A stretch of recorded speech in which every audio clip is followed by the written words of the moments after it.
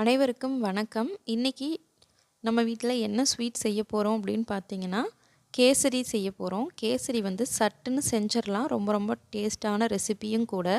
அதுக்கு ஒரு கடாயில் 2 ஸ்பூன் அளவுக்கு நெய் விட்டுக்கலாம். நெய் நல்லா வந்து ஹீட் ஆனதுக்கப்புறம் ஃபஸ்ட்டு வந்து நம்ம முந்திரி ஆட் பண்ணி வறுத்தெடுத்துடலாம்.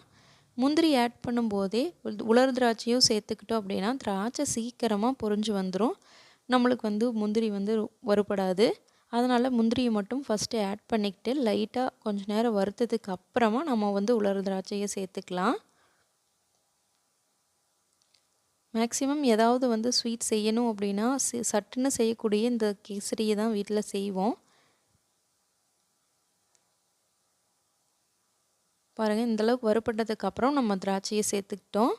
திராட்சை நல்லா வந்து வறுபட்டு பலூன் மாதிரி உப்பி வரும். அந்த ஸ்டேஜில் நம்ம வந்து வேறு பிளேட்டுக்கு மாற்றிக்கலாம். முந்திரியும் வந்து நல்லா கோல்டன் கலரில் வந்து ப்ரௌனாக நல்லா வந்து வறுபட்டு வந்துடும்.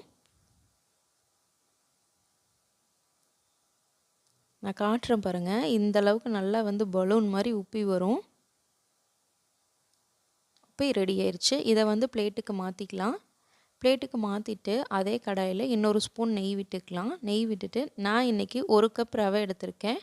அந்த ரவையை வந்து கடாயில் போட்டு நல்லா வந்து ஒரு 5 நிமிஷத்துக்கு லோ ஃப்ளேமில் வறுத்து எடுத்துடலாம். இப்படி வறுத்து சேர்க்கும்போது நம்மளுக்கு கட்டி தட்டாது. ரொம்ப வந்து நல்லா மணமாக ரொம்ப சூப்பராக இருக்கும். இப்போது 1 கப் ரவைக்கு 3 கப் தண்ணி அந்தளவுக்கு வச்சு தண்ணி நல்லா வந்து ஹீட் ஆகி கொதித்ததும் இதில் வந்து ரவையை ஆட் பண்ணிடலாம். ஆட் பண்ணி நல்லா வந்து கட்டியெல்லாம் எதுவும் சேராது அவ்வளோ சீக்கிரம். நல்லா கிளறி விட்டுக்கலாம். இப்போ நான் வந்து கொஞ்சம் சர்க்கரையை மட்டும் ஏலக்காய் சேர்த்து, ஏலக்காய் வந்து முழுசாக போட்டோம் அப்படின்னா சாப்பிடும்போது அது வாயில் கடிப்படுங்கிறதுக்காக நான் சர்க்கரை கூட அப்படியே அரைச்சி சேர்த்துக்கிட்டேன். மீதி சர்க்கரையை அப்படியே டைரெக்டாக ஆட் பண்ணியாச்சு. 1 கப் ரவைக்கு 1.5 கப் சர்க்கரை வந்து கரெக்டாக இருக்கும். இன்னும் அதிகமான ஸ்வீட் வேணும் அப்படின்னா கொஞ்சம் சேர்த்துக்கலாம், இல்லை கம்மியாக வேணும்னாலும் குறைச்சிக்கலாம். நான் 1.5 கப் சேர்த்து நல்லா வந்து ஃபுட் கலர் கொஞ்சமாக ஆட் பண்ணிவிட்டு, இப்போ அது கூடயே நம்ம வந்து வறுத்து வச்சுருக்கிற முந்திரி திராட்சையை ஆட் பண்ணி நல்லா மிக்ஸ் பண்ணிக்க போகிறோம். ஃபைனலாக ஒரு 2 ஸ்பூன் அளவுக்கு நெய் விட்டு நல்லா வந்து கிளறி விட்டோம் அப்படின்னா செம்மையாக மணமாக டேஸ்டான கேசரி, ரவா கேசரி வந்து ரெடி ஆயிரும்.